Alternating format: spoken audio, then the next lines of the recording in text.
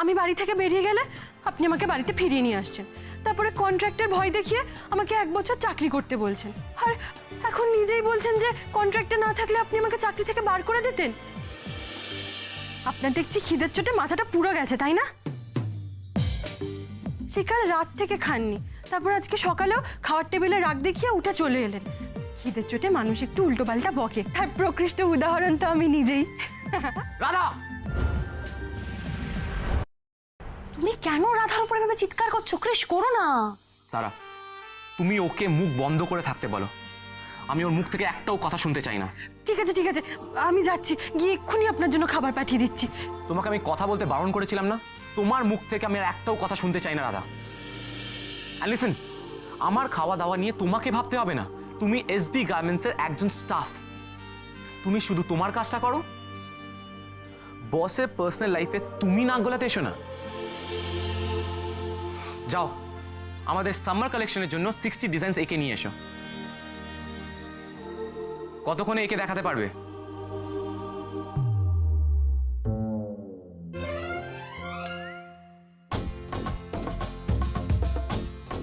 কি? আরে কি বলছো?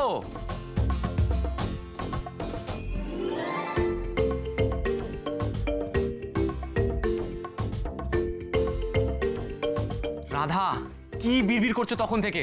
আমি কিছু বুঝতে পারছি না। আপনি নিজেই তো এক্ষুনি বললেন আপনি আমার মুখ থেকে একটাও আওয়াজ শুনতে চান না। এবার না আমি যাই, ডিজাইন আঁকতে যাই। লিসেন রাধা, তোমার হাতে 8 ঘন্টা আছে, তার মধ্যে তুমি 60 ডিজাইনস এঁকে নিয়ে এসো। এবার যাও।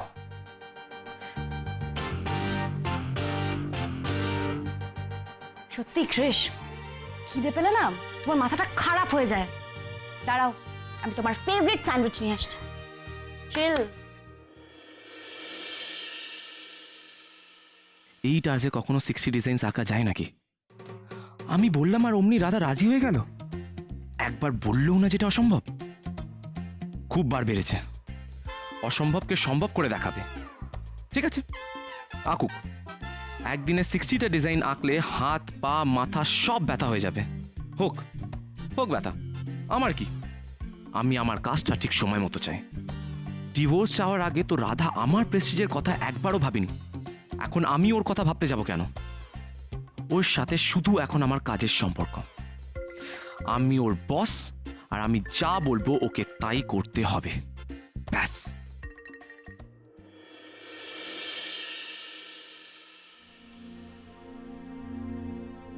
কি গো বাবা, তোমার মুখটা ওরকম শুকনো লাগছে কেন? তোমার কি শরীর খারাপ? না রে মা, তোর দিদির জন্য মনটা বড় খারাপ লাগছে। কাল রাত থেকে মেয়েটার জন্য মনটা এমন খচখচ করছে, মনে হচ্ছে মেয়েটা আমার ভালো আছে তো বাড়িতে। শুরু হলো বড় মেয়ে নিয়ে আদিক্ষেতা। আচ্ছা, এই জীবনে তুমি আর শোধরাবে না, তাই না মনোরমা?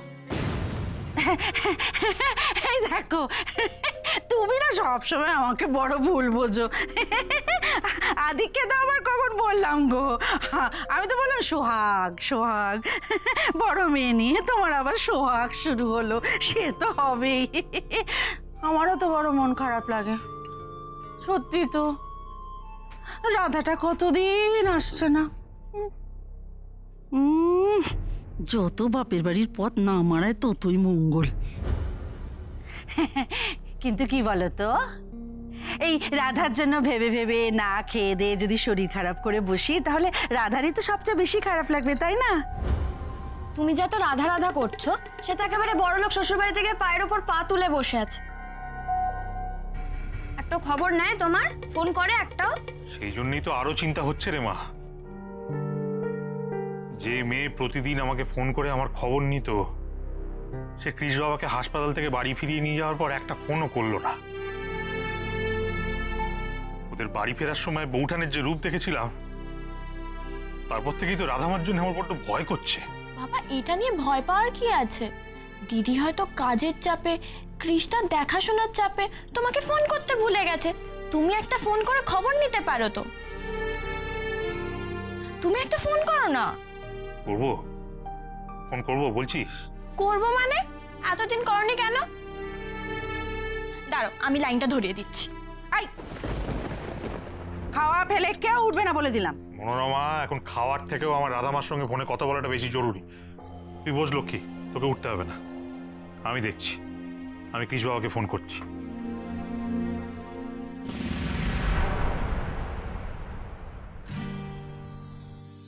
রাধা কি কাজ শুরু করলো? নো, আই এম শিওর ও কারোর সাথে বসে গল্প করছে। একবার গিয়ে দেখি তো। এ কি, দুলাল আঙ্কালের বাড়ির থেকে ফোন? দুলাল আঙ্কাল কি আমাদের ডিভোর্সের কথা জেনে গেল? না না, রাধা যা মেয়ে, ও তো দুলাল আঙ্কালকে কিছু জানাবে না। ও নিজেও জানাবে না, আর আর আমাকেও জানাতে দেবে না। এই রাধা আমাকে এমন একটা প্রবলেমে ফেলে দিয়েছে। না না, আমি কারোর কথা ভাববো না। আমি দুলাল আঙ্কালকে সব জানিয়ে দেবো। দুলাল আঙ্কালকে সব জানিয়ে দেবো। রাধা, তোমার বাবা ফোন করেছে। বাবা? হ্যাঁ, তোমার বাবা ফোন করেছেন। আমি ফোনটা ধরে দুলাল আঙ্কালকে সব কিছু জানিয়ে দেবো। না না, আপনি দয়া করে বাবাকে কিছু বলবেন না। বাবা জানলে খুব বড় আঘাত পাবে। তুমি নিজে ডিভোর্স চাইতে পেরেছো, কিন্তু সেটা এখন তোমার বাবাকে তুমি জানাতে পারছো না। রাধা, তোমার তো বোঝা উচিত, একজনের ডিভোর্স হয়ে যাওয়ার পর বাড়ির সবাই সবকিছু জানতে পারবে। আমার বাড়িতে সবাই জানতে পেরে গেছে, এবার তোমার বাড়িতেও সবাই জানবে। আমি এক্ষুনি ফোনটা ধরে তোমার বাবাকে সবকিছু জানাবোই। না না না, আপনি আপনি দয়া করে বাবাকে কিছু জানাবেন না। বাবা এত বড় আঘাত সহ্য করতে পারবে না।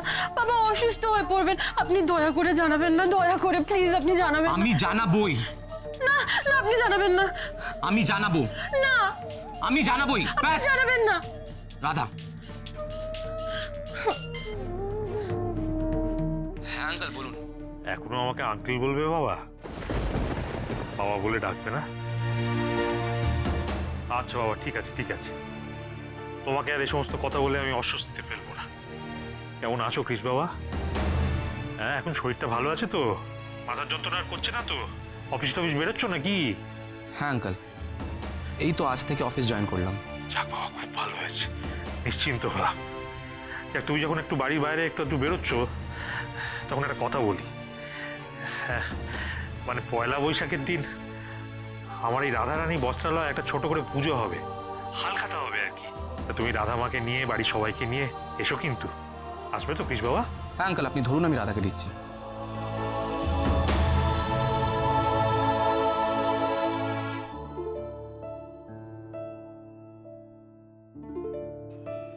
বাবা, তুমি কেমন আছো বাবা? তোর এই বাবা ডাকটা শোনার জন্যে না আমি এতদিন চাতক পাখির মতন অপেক্ষা করেছিলাম রে মা। এই যে তুই আমার বাবা বলে ডাকলি, আমার প্রাণের ভেতরটা করে জুড়িয়ে গেল, জানিস মা? কেমন আছিস দাদা মা? কেমন আছিস তুই? কাল থেকে তোর জন্য আমার মনটা এত আনচান করছিল না, কি বলবো তোকে। কাল রাত থেকেই? তোর গলাটা এরকম শোনাচ্ছে কেন দাদা মা?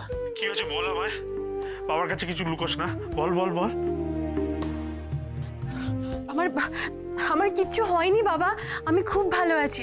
এই তো আজকে থেকে অফিসে এসেছি, এবার থেকে আমি রোজ কাজ করব। কর মা কর, প্রাণ ভরে কাজ কর, তুই প্রাণ ভরে কাজ কর। আমি জানি তো কাজ ছাড়া তুই একদম থাকতে পারিস না, সে কি আমি জানি না?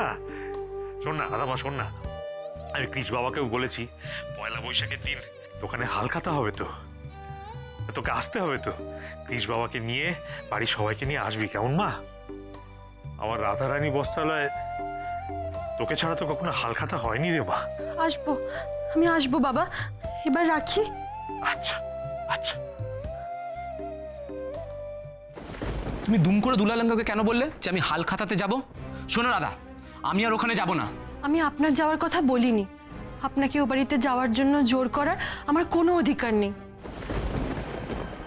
আমি তো আমার যাওয়ার কথা বলেছি, আমি যাব। আর একটা বিষয়ের জন্য থ্যাংক ইউ। কিসের জন্যে?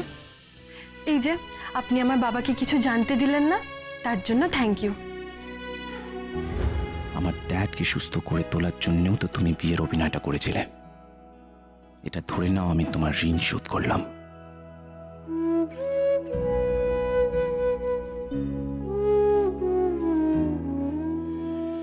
লক্ষ্মী, লক্ষ্মীমা, ওরে তো দিদি আসছে রে, পয়লা বৈশাখের দিন তো দিদি আসছে। ও বাবা বাবা বাবা, কৃষদা আসবে না বাবা? কি বোকার মতো কথা বলছিস তুই, হ্যাঁ? কৃষদা আসবে না তাই কখনো হয়? কৃষ বাবা আসবে তো ও কখনো একা একা রাধামাকে ছাড়তে পারে নাকি, হ্যাঁ? মা, কৃষ আসবে? সত্যি জানিস তো মা, রাধামাকে ছাড়া আমার রাধারানী বস্ত্রালয়ের হালখাতা করবো এ কথা আমি ভাবতেই পারি না। প্রতি বছর পূজার সব জোগাড় যন্ত্র সব দিদিই তো করে। হ্যাঁ, আর তাছাড়া বাচ্চাদেরকে নিয়ে নাটকও তো করে, মনে নেই আগের বছর অবাক জলপান করেছিল? জানিস মা, এই যে রাধা মায়ের সঙ্গে আজকে আমার ফোনে কথা হলো, আমার মনটা করে হালকা হয়ে গেছে জানিস মা। তো দিদি ভালো আছে রে, খুব ভালো আছে। তো দিদি ভালো আছে, কৃষ বাবা ভালো আছে, ওরা দুজনে মিলে এখন অফিস টফিস করছে।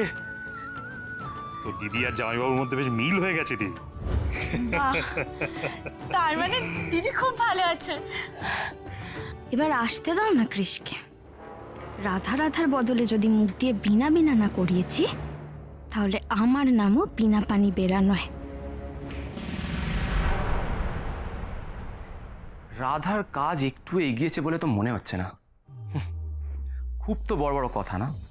দেখি ও 8 আওয়ার্সের মধ্যে 60 ডিজাইন কি করে কমপ্লিট করে। ধুর, ওকে এতগুলো ডিজাইন না আঁকতে দিয়ে সামার কালেকশনের জন্য কিছু ফ্রেশ, কিছু রিফ্রেশিং, কিছু লেটেস্ট বানাতে বললে বেটার হতো। বাট কি করব, রাধার সামনে থাকলে তো কিছু ভাবার স্কোপই থাকে না। এমন একটা কথা বলবে কি পুরো মাথাটা গরম করে দেয়। স্যার, আপনার খাবার ম্যাডাম পাঠিয়ে দিলেন। তুমি যাও, তুমি যাও।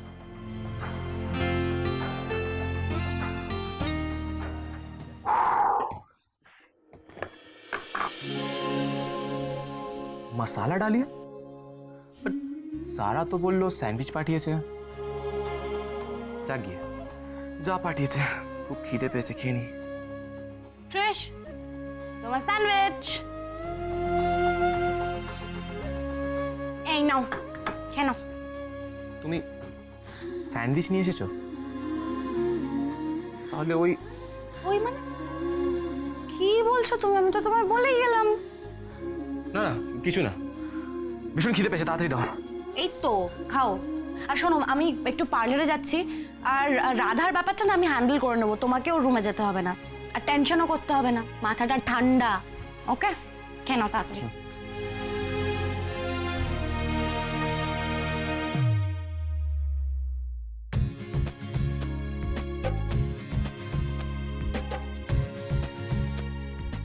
না, স্যান্ডউইচের ব্রেড থেকে যদি আবার অ্যাসিডিটি হয়ে যায়, না, ডালিয়াটাই খাই।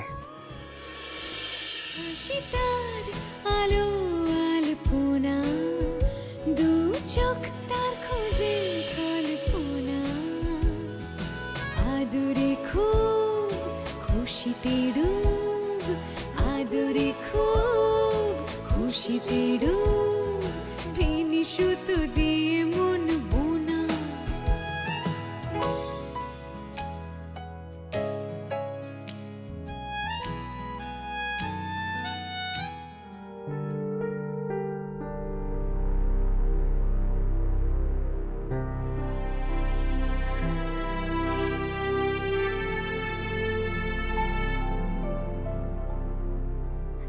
দেখেছিস তো, একদিন না এই মালিককে বিয়ে করেছিল, হয়তো দামি গাড়িও চড়েছে, 5 স্টার হোটেলেও খেয়েছে, আর এখন পাউরুটি চায়ে ডুবিয়ে ডুবিয়ে ক্যান্টিনে বসে খাচ্ছে।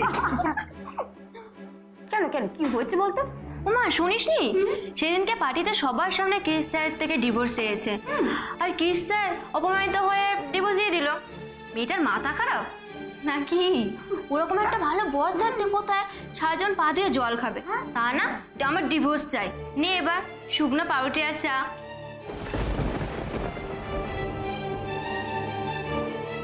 এই আমাদেরকে 1 প্লেট করে বাটার টোস্ট আর ডাবল ডিমের অমলেট দে তো। আর আমি ধারে কিচ্ছু দিতে পারবো না আপনাদের। আপনাদের অনেক টাকা বাকি পড়ে গেছে, আগে সেগুলি শোধ করুন, তবেই তো ডিম রুটি খাবেন। এই তুই এরকম ভাবে কথা বলছিস কার সঙ্গে? হ্যাঁ, আমি কে তুই জানিস? আমি এখানকার ইউনিয়ন লিডার। বেশি বাড়াবাড়ি করলে তো চাকরিটাই আমি খেয়ে নেবো। এই শুনুন, এখানে বেশি ঝামেলা করলে আমি কিন্তু বড় স্যারকে সব বলে দেবো। বড় স্যারকে বলে দেবে? তোর বড় স্যার মানে তো ওই ক্রিস ব্যানার্জি, যে আমাদেরই রক্ত জল করা পয়সায় বড় বাড়িতে থাকছে, এসি গাড়ি চড়ছে, আর আমাদের বেলা এই পচা ক্যান্টিনের খাবার। এখানকার খাবারের কোনো স্ট্যান্ডার্ড আছে? জলের মতো চা, 3 দিনের বাসি পাউরুটি। এসবি গার্মেন্টসের ক্যান্টিনের খাবার কেউ খায়? খেতে হবে না আপনাদের। খাবো কি খাবো না সেটা আমরা বুঝবো, নিয়ে ফেলে দেবো তবু তুই দিবি। তোর ক্রিস ব্যানার্জির নামে একটা ধার বাকির খাতা খুলে তাতে লিখে রেখে আমাদের দিবি। শুনুন, আপনাদের তো সাহস কম নয়, যারা আপনাদের পেটে ভাত জোগাচ্ছে আপনারা তাদের নামে যা নয় তাই বলে যাচ্ছেন। ও বাবা, ক্রিস ব্যানার্জির নাম তুলে কথা বলেছি, গায়ে একদম ফোসকা পড়ে গেছে। আচ্ছা ম্যাডাম, আপনার পাত্তা তো কেটে গেছে। আপনি তো এখন আর ক্রিস ব্যানার্জির বউ নন, আপনি তো আমাদের মতনই সাধারণ একজন এমপ্লয়ি, আর আপনিই আমাদেরকে চোখ রাঙাচ্ছেন। শুনুন, আপনি যদি ভেবে থাকেন এখনো আমরা আপনাকে ম্যাডাম ম্যাডাম করবো আর আপনার ভাষণ শুনবো, হবে না, হবে না। যান যান যান যান, নিজের কাজে যান। কিরে, খেতে দে। আমাকে ম্যাডাম বলে আপনাদের ডাকতে হবে না।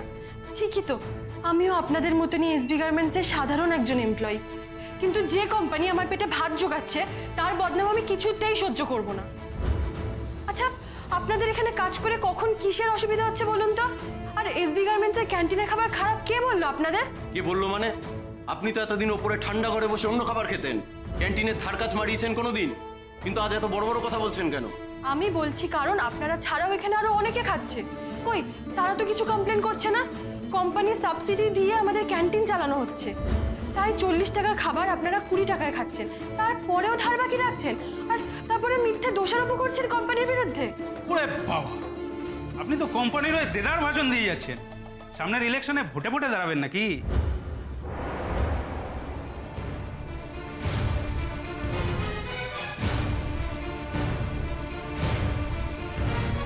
দেখুন দেখুন খাবারের কি হাল, কি ভাসছে খাবারে দেখুন।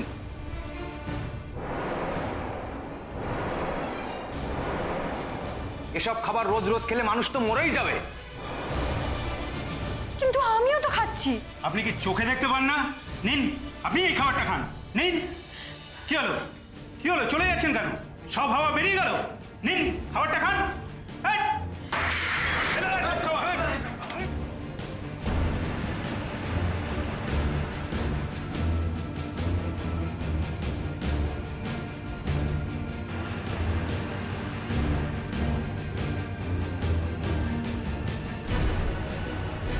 এর ফল মালিক পক্ষকে বুঝতে হবে। কেউ ছাড় পাবে না, সব ফেলে দে, একটা খাওয়ারও রাখবি না।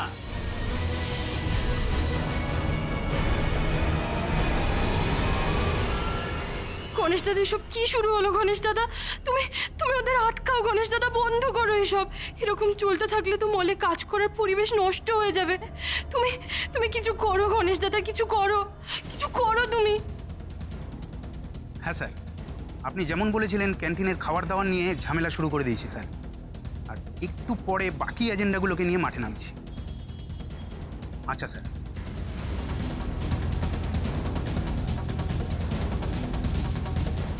আমি রাধাকে 8 আওয়ার্সের টাইম দিয়েছিলাম।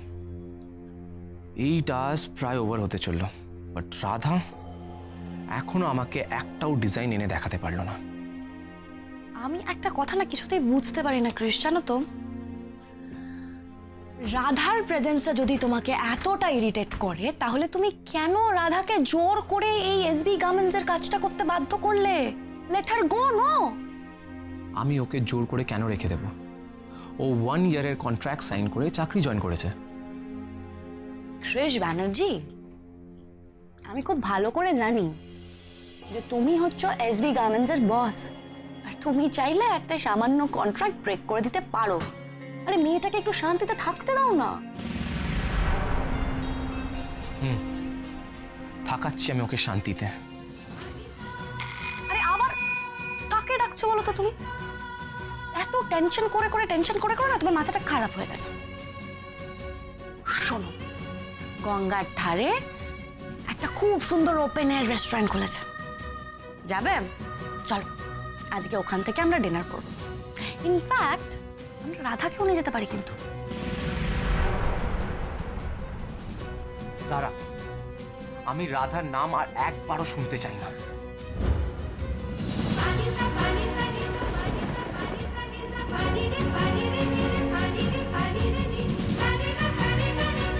আমাকে ডেকেছেন স্যার? ডেকেছেন মানে? তোমাকে ডাকতে হচ্ছে কেন? 8 আওয়ার্সের মধ্যে তোমার 60 ডিজাইন কমপ্লিট করে দেখানোর কথা ছিল, সেখানে সকাল থেকে রাত হয়ে গেল আর তুমি একটাও ডিজাইন এঁকে দেখাতে পারলে না রাধা। এইভাবে চলতে থাকলে তো আমাদের সামার কালেকশন উইন্টারে গিয়ে লঞ্চ হবে। সব তো যে কটা হয়েছে দেখুন না স্যার।